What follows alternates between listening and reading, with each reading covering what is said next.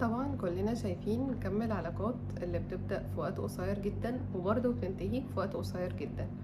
طيب، اللي انت محتاج تعرفه ان انت لازم تشوف ايه الحاجات اللي انت محتاجها من الشخص اللي قدامك، وايه الحاجات اللي انت مش محتاجها من الشخص اللي قدامك. بمعنى العلاقة اللي انت فيها دلوقتي ايا كان ايه نوع العلاقة، علاقة صداقة، ارتباط، علاقة اهل، انت محتاج ان انت تسأل نفسك هو انا العلاقة دي المفروض تديني ايه وما تدينيش ايه، وبناء عليها تقرر هي العلاقة دي مناسبة ان هي تتحط في المكان اللي انت حاططها، ولا تغير مكانتها، ولا ان انت اصلا تنهيها وتبعد عن الشخص. واوعى تفتكر ان انا كلامي ده ان انت اول ما تلاقيش حاجة تستغنى على طول وتهرب وتجري. لا طبعا، لو العلاقة فيها حاجات كتيرة حلوة بس في حاجات مش شبهك تقدر ان انت تحسنها مع الشخص ده لو انت فعلا باقي عليه.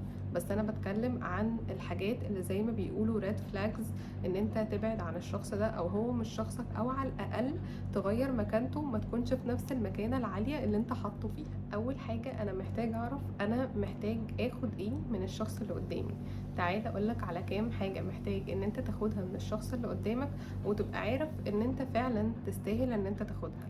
اول حاجة واهم حاجة من اي علاقة انت فيها، سواء علاقة ارتباط، صداقة، اهل، هي الامان. انت الشخص ده بتحس بوجوده بالامان ولا لا؟ انت الشخص ده بتحس ان انت فعلا ليك ظهر، او ان انت مش في يوم وليلة هيبعد عنك؟ يبقى الشخص ده تمسك بيه، لان دي من اساسيات اي علاقة في الحياة انت ممكن تدخل فيها. لكن لو انت حاسس ان انت دايما مهدد ان هو مش هيكون في حياتك، او دايما زي ما يكون بيذلك ان لا انت لو عملت الحاجة الفلانية انا همشي ومش هكون صاحبك او مش هكون قريب منك، اعرف ان انت محتاج تعيد نظر في العلاقة دي من اول وجديد. لان لو علاقة سوية، عمر ما في ايا كان مين الطرف هيقعد يهدد التاني ان هو مش هيكون موجود. فالامان هو رقم واحد، وعلى فكرة الامان بيكون من الطرفين مش من طرف واحد. تاني حاجة تكون محتاجها من الشخص اللي قدامك هو نظرة الشخص اللي قدامك ايه يوم ما تقع، او يوم ما تكونش بنفس الانبهار وبنفس الحالة الجميلة اللي انتوا عرفتوا بعض فيها. هي دي من اصعب الحاجات، لان دلوقتي بقى الموضوع ده نادرا. الناس بقت تاخد بعض او تصاحب بعض علشان حاجة معينة او علشان نظرة معينة هو ظاهر بيها. بس الشخص الحقيقي هو اللي انت، سواء انت شكلك كويس جدا وحياتك كويسة جدا، او شكلك مش احسن حاجة وحياتك واقعة، هو اللي هيفضل نظرته ليك ما تختلفش. لكن لو انت دايما حاسس ان انت محتاج تظهر بصورة معينة، والصورة دي لو اختلفت هو مش هيكون موجود، لا، يبقى انت محتاج تعيد نظر في العلاقة دي وتتكلم معاه، تفهم هو انت برضو تفكيرك ده صح ولا لا. لان وارد برضو احنا نكون متخيلين حاجات الطرف اللي قدامنا هو ده مش احساسه لينا فيها. فبرضو مش معناها ان انت تتخلى على طول، بس تحاول ان انت تتناقش مع الشخص اللي قدامك وتفهم دماغه ماشية ازاي.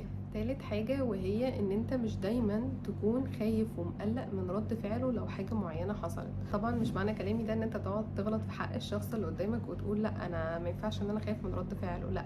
بس انا بتكلم بيبقى فيه ناس وعلاقات اللي هو فيه طرف اصلا خايف ان يعمل لقطة معينة لحسن التاني يتضايق، علشان التاني على طول بيتضايق من اقل حاجة. او ان انت تبقى دايما متكهرب كده زي ما بيقولوا لحسن اللي قدامي مثلا يسيبني، او اللي قدامي يتخانق معايا، او اللي قدامي ما يحبنيش. ما ينفعش العلاقة تبقى دايما فيها خوف او طرف دايما مقلق من التاني من رد فعله، فبيتجنب حاجات معينة علشان يتجنب ان اللي قدامه يتغير معاه. كده اعرف ان في حاجة غلط، وان انت محتاج تقف مع نفسك وتفكر هو ايه الغلط ده وازاي ان انا اقدر اعالجه. رابع حاجة ودي اخر حاجة، وهي ان الشخص اللي قدامك ده يكون فعلا بيسمع لك وبيهتم بمشاكلك، مش يتحجج لك الف حجة ان هو ليه مش فاضي دلوقتي يسمع لك، او ان انت كده اوفر، او ان انت بتأفور، وان انت ليه مكبر الدنيا وان هو مشغول. لو على طول هو معاك كده اعرف ان في حاجة غلط وان هو مش مهتم بيك. لان الشخص اللي بيحب الشخص اللي قدامه بجد ايا كان نوع العلاقة ايه، هيبقى دايما عايز يسمع له، هيبقى دايما عايز يحس بيه، هيبقى دايما خايف على ان هو يكون مثلا عنده حاجة مضايقاه وهو مش عارف يساعده فيها. انا مش بقول ان 24 ساعة الشخص يكون متفرغ للشخص التاني، لا، لان دي برضه هتكون علاقة مش صحية.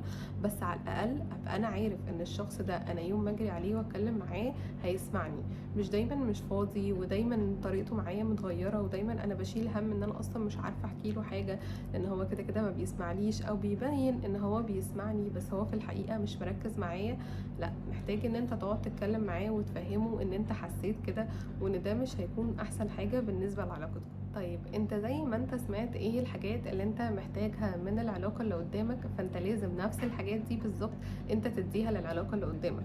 ما هو مش هينفع اللي قدامك يقعد يدي يدي وانت بتاخد بس وما بتديش، ساعتها العلاقة هتنتهي حتى لو كان الشخص ده بيعمل كل حاجة صح.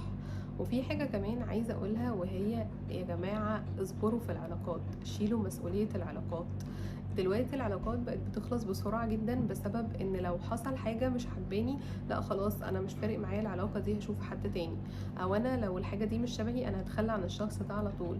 العلاقات دي من اهم الحاجات اللي في حياتنا، او المفروض تكون من اهم الحاجات اللي في حياتنا، لان بسببها حياتنا بتكون احلى، حياتنا بتكون ليها معنى. بس هي الناس بقت تستسهل ان احنا نسيب ونفارق ومش مهم وكل واحد بيكابر. صدقوني الشخص اللي دايما مستمر ان هو يدخل في علاقة ويمشي منها، او سواء علاقة صداقة ويبعد عنها، هيجي وقت ويحس ان هو وحيد، بس للأسف مش هيعرف يلاقي نفس الفرص اللي كانت موجودة له قبل كده. كلمتي الأخيرة كالعادة ليكو، ودي يمكن أنا قلتها قبل كده، وهي إن بلاش نسمع لكلام الناس.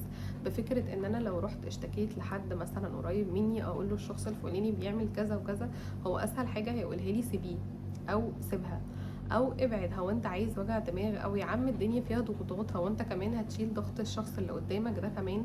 بلاش ان احنا نقعد نسمع لفكرة سيب وسيب وسيب، لان صدقني كل اللي بيقولك كده لو اتحط في نفس الموقف وبذل نفس الطاقة والمجهود والوقت اللي انت بذلته في العلاقة دي، هو مش هيعمل كده.